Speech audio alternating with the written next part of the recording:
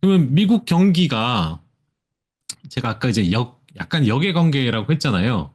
네. 그러니까 중국하고 그러니까 미국이 지금까지 일부 이렇게 좋았던 거는 중국을 희생시킨 그런 것도 있거든요.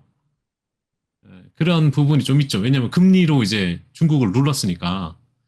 또 이제 뒤에 이야기하겠지만 중국과 미국과 이렇게 그 영역이 좀 달랐을 때는 중국이 성장하는 것도 미국에 도움이 돼서 같이 이렇게 좀 올라올 수 있었는데 이제 영역을 침범하고 이렇게 그 미국을 앞서 나가게 하려고 하니까 얘를 눌러버린 거지 않습니까? 제거하는 그런 차원으로 이제 가다 보니 중국이 안 될수록 미국이 좋아지는. 그건 뒤에 이제 1980년에서 90년대 사이에 뭐 플라자 합의나 뭐그 소련 이야기까지 나오게 되는데 그건 뒤에 이야기하고요. 일단 이 중국과 달리 미국은 뭐 현재 상황에서 좋은지 나쁜지에 대한 시각차가 존재합니다. 여전히 뭐 경기가 여전히 그래도 괜찮다. 아니면 불황이다. 뭐 이런 그 이야기들이 나오는데 근데 이거는 어떻게 보냐에 따라서 이제 그 어느 경제 지표를 들이대냐에 따라서 이렇게도 볼 수도 있고 저렇게도 볼 수 있는 그런 상황이라는 겁니다. 그러니까 좋게도 볼 수도 있고 나쁘게 볼 수도 있는 그런 해석의 차이가 좀 있는 거죠. 그러니까 이게 옛날 그 양자역학의 그 슈레딩거 고양이라는 게 있잖아요. 그 살아 있으면서 동시에 죽어 있는 상태적 확률 뭐 되게 어려운데 그런 내용이랑 비슷하죠. 그러니까 살아 있는지 죽어 있는지 몰라요, 지금. 꺼내봐야 음, 하는 거예요, 꺼내봐야. 그러니까 지금 그런 상황이지 않나. 그러니까 확률적으로 이제 양자역학적으로 중첩되어 있다. 뭐 이런 느낌의 미국 경기이지 않냐.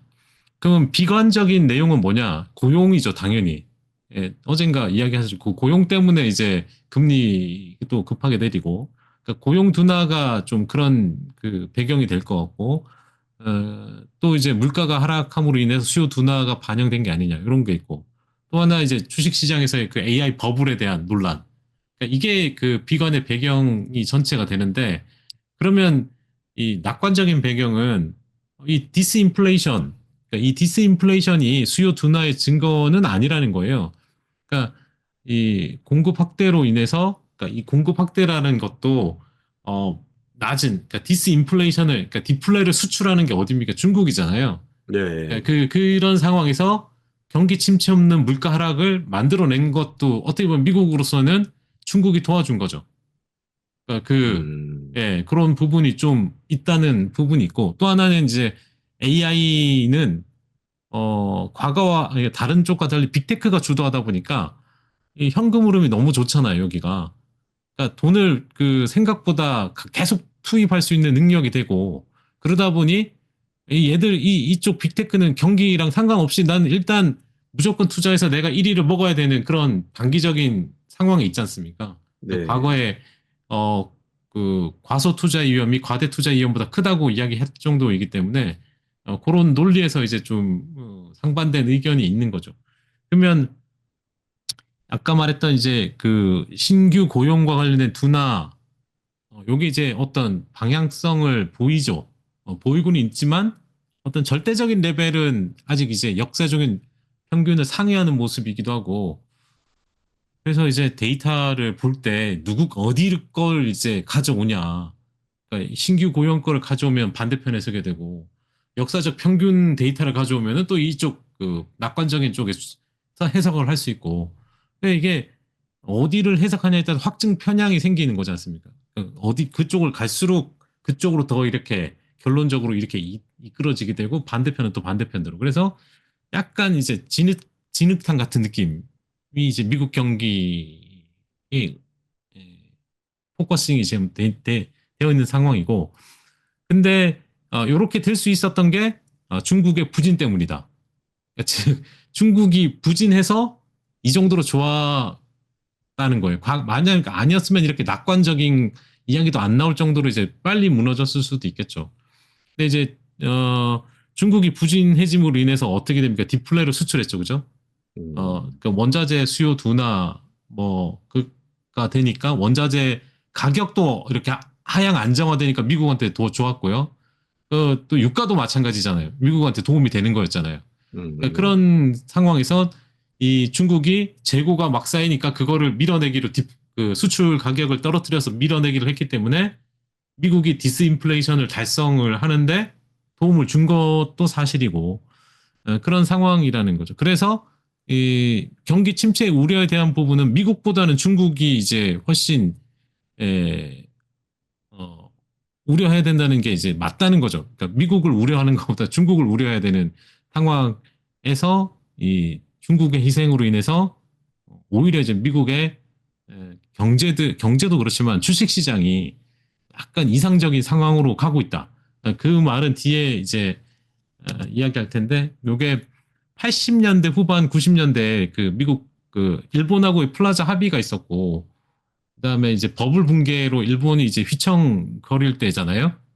그러니까 그러면서 1990년대로 가면서 이제 그 소련이 붕괴하고 그렇게 되면서 이제 어떻게 되냐? 미국이 거의 뭐 고속 성장으로 이제 그냥 그냥 날아갔죠.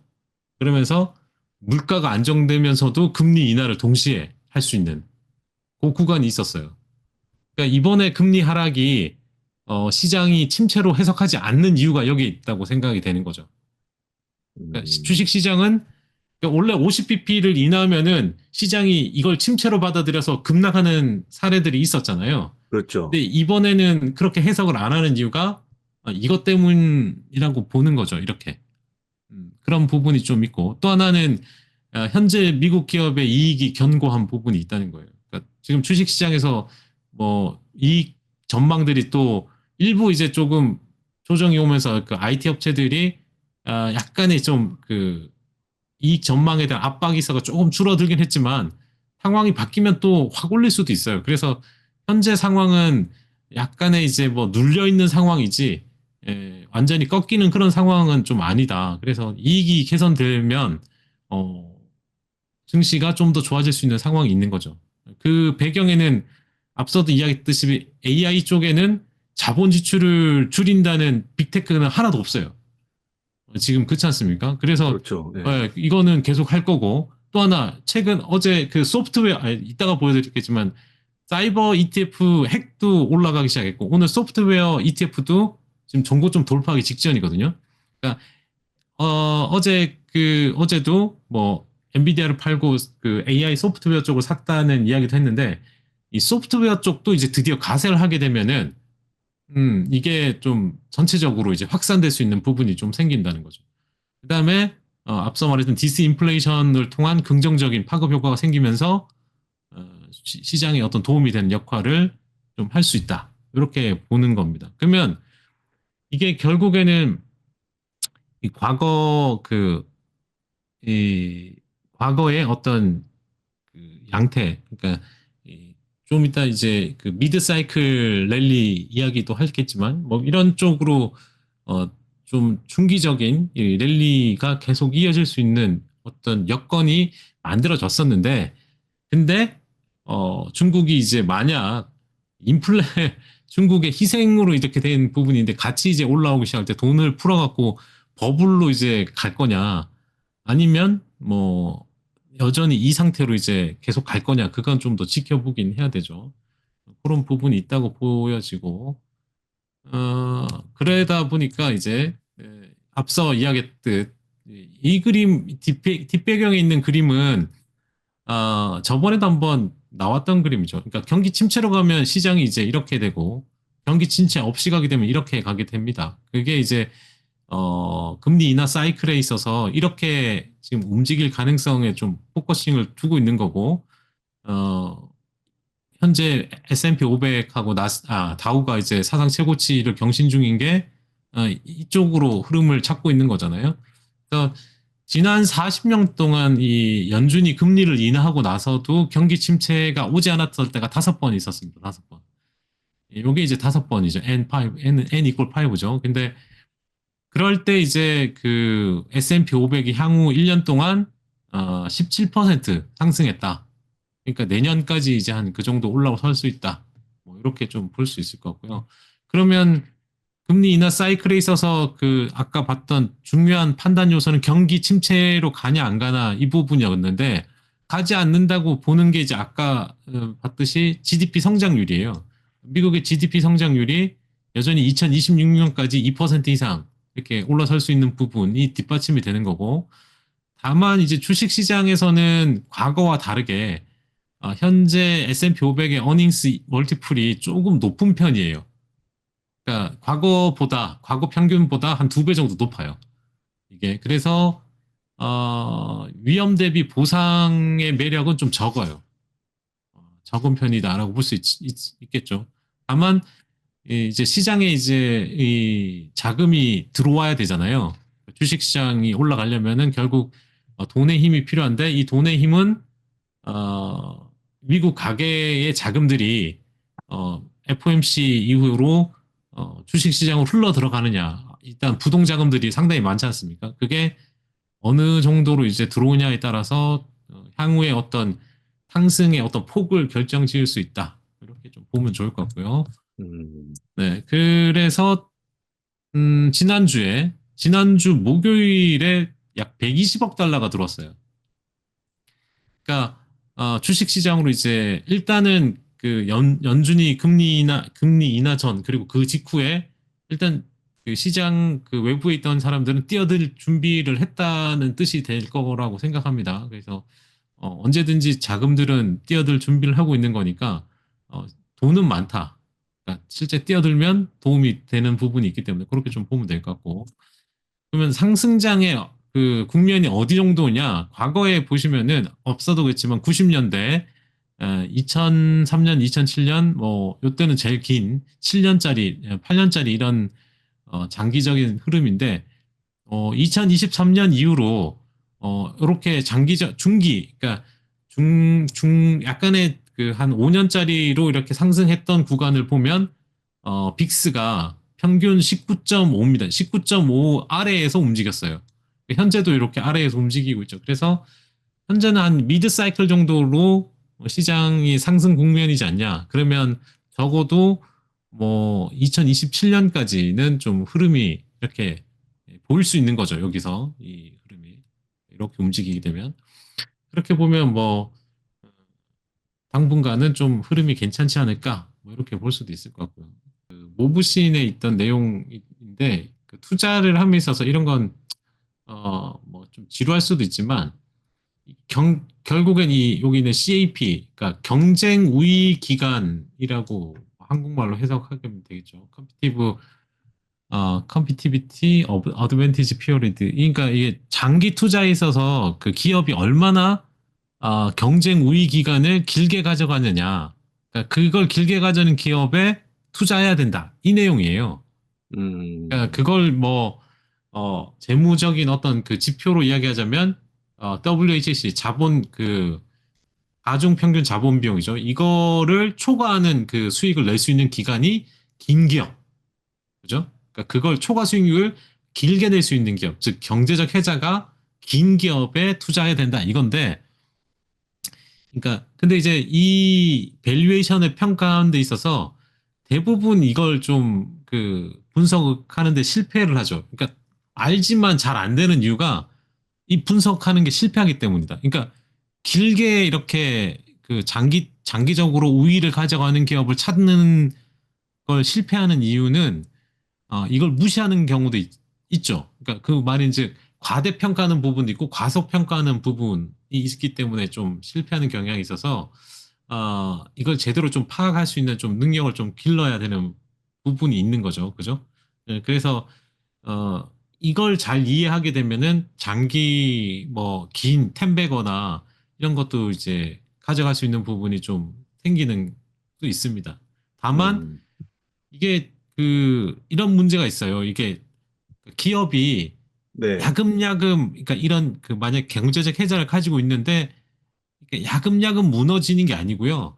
애들이 그 보면 수익률이 떨어질 때 살짝 살짝 떨어지는 게 아니고 어느 순간 뭔가 경쟁자가 확 나와가지고 수익률이 팍 떨어진대요. 그러니까 조금씩 어, 떨어지는 게 아니고 갑작스럽게 감소한다. 그러니까 그래서 그런 거는 또 알기 쉽잖아요. 갑작스럽게 떨어지니까. 그러니까 예. 갑작스럽게 떨어지면 이게 일시적이라고 생각하는 경우가 있잖아요. 음, 그걸 일시적으로 보지 말고 일단은 그럴 때는 좀 피하자. 피하자. 네네. 갑작스럽게 이제 이 수익률이 떨어질 경우는 그렇게 좀 보시면 될 거고. 그러면 이게 결국 갑작스럽게 이제 그 CAP에 영향을 미치는 요인 중에서 뭐 다들 아시는 산업의 변화가 일어나는 경우죠. 아니면 이제 진입 장벽이라든가 ROIC가 어떻게 변하는지 이런 게 이야기할 수 있는 부분이 있고요.